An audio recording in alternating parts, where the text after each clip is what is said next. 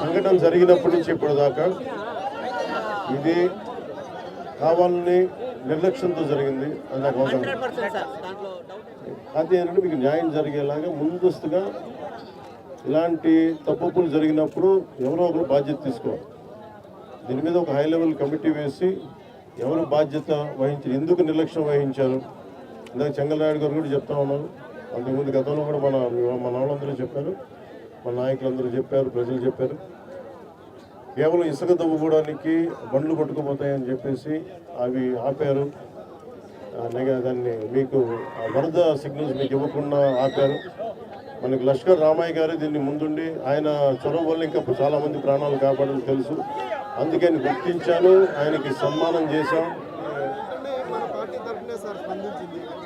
అవును, నాకు అవగాహన.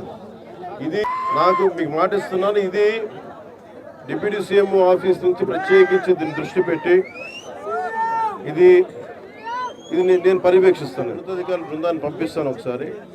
అలాగే డ్యామ్ కూడా మళ్ళీ పునర్నిర్మాణం చేయాలి, మళ్ళీ దాన్ని ఆధునీకరించాలని చెప్తా ఉన్నారు అధికారులందరూ.